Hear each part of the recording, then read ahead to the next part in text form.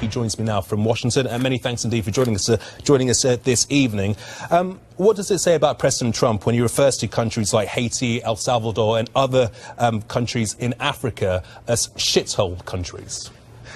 Well, I suppose we'll start with the fact that he's denying having used that language. This is following a meeting in the Oval Office with some Democrats who had just been informed that they weren't getting an amnesty deal for illegal immigrants. So I'm not entirely sure of how reliable it is. Well, he's denying the use of that language, but Democrat Dick Durbin has been a Democrat, has been in Congress for 20 years, said that President Trump did use that language. Are you saying that he's lying? No, I'm just trying to put it in context for you. Personally, I hope he did use that language, Gamal. I think it shows a frankness, a willingness to have a conversation that isn't sort of varnished with political correctness. He wants to know why America has a big illegal immigration problem. Let's not forget the OECD puts out statistics every year, the United Nations, Transparency International, all the corruption indexes. They put out statistics every year that show that there are a handful of countries out there in the world that are pretty bad. I mean, you know, I don't want to use the word on air, pretty but bad you is could very describe them different as what to describing a country as being a shithole. Well, look, if you want me to say it, they are shitholes. You know, Gamal, it is the case. There's no getting around it. And he's not saying that they are because, you know, they're bad people there or anything like that. It might be due to corrupt regimes. It might be due to factors out of the control, environmental factors. There might be education problems there. But there are countries that you and I wouldn't want to go on holiday in and sun ourselves in. And I think that's what he's getting at. It shouldn't be shocking to anybody that there are horrible places in the world that are horrible for the people who live there to live. And instead of actually getting het up about the phrase used, maybe we've got to ask ourselves, why is Haiti in such a dire situation? Is it appropriate that the United States president should use a phrase describing countries such as Haiti, El Salvador, or countries in Africa as shitholes? You think it's appropriate for a president of a country, a leader of a country, to use that term, to use that phrase? Yeah, well, let's look at Barack Obama, who gave an interview. Let's look at what Barack Obama said about swearing in the Oval Office. He said it's a great thing for presidents to be able to do to relieve stress. Joe Biden, when the Obamacare legislation was passed, described it on live microphone as a big effing deal. So I think the level of appropriateness has already been set by Trump's predecessors on this one. So my answer is, yeah, it's perfectly fine. You think it's fine that... I'm not talking about Barack Obama, I'm not talking about any other leaders. Of course you're not. We're talking about this president describing a country as a shithole country. You think that's fine? Yeah, I think that's fine. OK, what about President Trump saying that he's not going to come to the United Kingdom and open this embassy? What is your thoughts, your reflections on that? Well... Oh, have we lost him? Have we lost Raheem? What a crying shame. Well, we will move on. We've just got a very brief statement, actually, regarding that story about President Trump not coming to the United Kingdom to open that embassy. Raheem, are you back? Is he back? Right here. Smashing. I'd just like to get your thoughts on the fact that President Trump has said that he's not going to be coming to the United Kingdom to open the US embassy.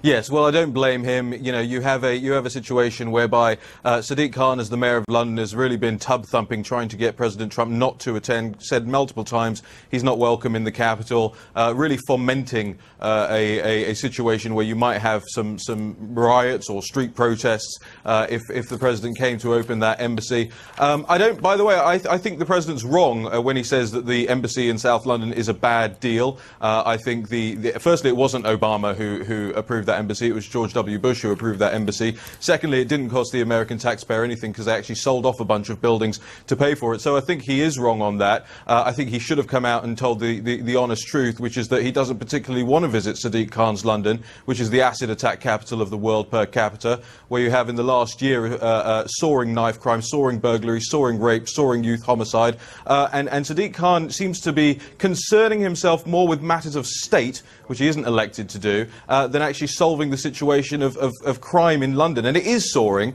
And I have to say this, and you'll excuse me for being churlish about it, but places like Sky News and the BBC and all the best and brightest journalists in the country are not covering this. What do you mean?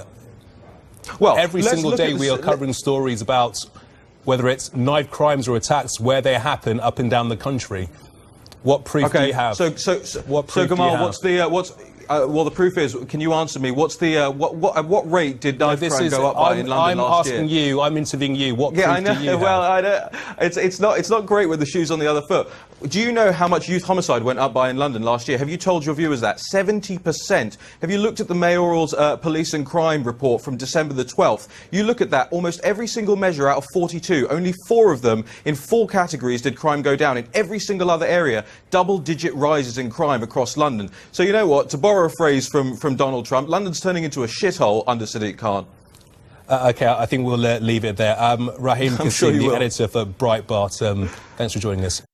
Recently, the last few weeks, I think I sort of got a sense that you were being a bit disillusioned by Donald Trump. However, after his outburst yesterday, you tweeted, "He's trying to win me back." Yes, it's not going to work unless he builds the wall. I mean, he's always been good at saying things that I think most people believe, and that upset liberals, and that's always fun for a while. But, OK, he's president now. We're in year 2. He hasn't built the wall. He's given tax cuts, but any Republican would have done that. That isn't what he campaigned on. He could avoid all of this, the Muslim ban and the comments on the dysfunctional countries that we're taking all these refugees from, if he had just done one of the points from his immigration policy papers, which was the first policy paper he put out when he was a candidate, a total immigration moratorium. We need a break for a while. We got to dust off the books and assimilate the ones already here. And you don't get into, black, white, or African countries, or Muslim, or religion. We just need a break. OK, but he did use that language, didn't he? He specifically insulted these countries in a sweeping generalisation and picked out that he'd like to have more people from countries like Norway. So he must know how those comments are going to be received. And in fact, some people are not just questioning the intention of his comments or the colourful language, but some of the facts. For instance, he's been accused of saying an offhand comment about all Haitians have AIDS. Now, actually, that's not true. It's a much, much smaller percentage of people that have got that horrific blight on their life than other African countries. So it's colourful language, it's extreme language, it's language he will know will insult, and it's not even factually correct, is the argument against it. Well, it's not like it's being treated as if he, called a press conference to announce, I want you to know, America, these countries are assholes. These are leaks from a private meeting, and the same thing with the AIDS comment. And by the way, Haiti does have an extremely high rate of incorrect and insulting AIDS. And rude if nobody hears it. Well, this is a that leak. your argument? I don't know if it's true. No, it's not an insult. If someone overhears me saying, you're wearing an ugly dress, I'm not insulting you. I thought you had an ugly dress. But if I don't say it, and by the way, I can't see you at all. You're probably wearing a beautiful dress. But if I'm not saying it to you, I'm not insulting you. This was leaked by Democrats, his political opponents, because they thought it would hurt him. I don't think it did hurt him. So he's using salty language to make an obvious point. But on the AIDS point, I don't think it is factually incorrect. It's a very small percentage. It's 1% of the population. Some African countries have as high as 1 in 3 people that have it. So it is factually It's incorrect. Astronomical, and they're very close to us. And regardless... And we have an immigration policy that won't discriminate on the basis of AIDS. It's a communicable disease. I kind of think that's one of the things we ought to be taking into account. And undoubtedly, the immigration argument is an argument that is big over here as well. It's one of the reasons why we've left the EU, because we want to take control of our borders. As we were told, that was what was going to happen, so we could choose who could come and go. And no one would suggest that having that argument isn't really valid and really important in America. But you have to appreciate that the nature of what he said and how he said it, the sweeping statements about these countries that are doing everything they can to get themselves back on their feet, certainly Haiti after the earthquake, the terrific earthquake that they experienced, and all these other African countries. You went there, that I have been fortunate enough to visit Haiti and see how hard they're working to try and improve the situation, and it was heartbreaking to be there. And all the Haitians and the other immigrants that you have taken in the United States, huge swathes of them have been hugely important to the American economy and play a hugely important part within society over there as well. So when he describes them as these hellholes, these countries as hellholes, no, but lots of them you can't just dismiss, and that's the problem. It's the sweeping statement that he's dismissing all of them in one comment. Well, you dismissed them, and one of them, a daughter of a Haitian immigrant, is Wait, can I respond to any of this? Well, I just want to put this. You just said they've with not been helpful. I've got to respond to that by saying the Republican US representative Maya Love is a daughter of Haitian immigrants. Is she not helpful? I can't even remember 5 minutes ago to everything Ben was just saying, but I didn't agree with any of it.